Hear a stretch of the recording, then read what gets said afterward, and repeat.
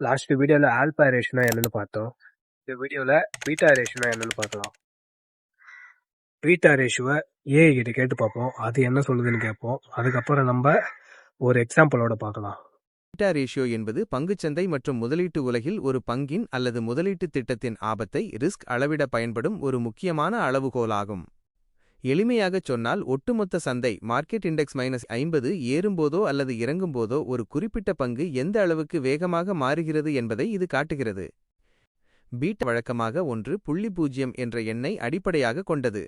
Beta சந்தை ஒரு விழுக்காடு உயர்ந்தால் இந்த பங்கும் ஒரு விழுக்காடு உயரும். சந்தையுடன் இது ஒத்துப்போகிறது. 1.0க்கு மேல் ஹை பீட்டா சந்தையை விட இந்த பங்கு அதிக வேகத்தில் மாறும். அதிக லாபத்திற்கு வாய்ப்புள்ளது. அதே சமயம் நஷ்டம் ஏற்பட்டால் அதுவும் அதிகமாக இருக்கும்.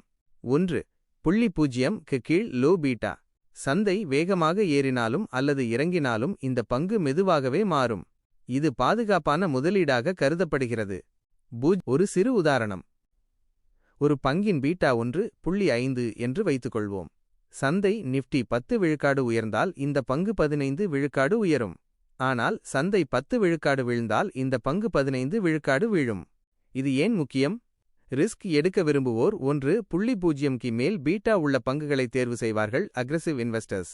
பாதுகாப்பை விரும்புவோர் 1.0க்கு கீழ் பீட்டா உள்ள பங்குகளை தேர்வு செய்வார்கள், கன்சர்வேட்டிவ் இன்வெஸ்டர்ஸ். குறிப்பு: பீட்டா என்பது கடந்த கால தரவுகளை வைத்து கணக்கிடப்படுவது. எதிர்காலத்தில் ஒரு பங்கு எப்படி செயல்படும் என்பதற்கு இது 100 விழுக்காடு உத்தரவாதம் அல்ல. பீட்டா ரேஷியோ என்னன்னு தெரிஞ்சுக்க நம்புறேன். நெக்ஸ்ட் வீடியோல ஷார்ட் பே ரேஷியோ பத்தி பார்க்கலாம்.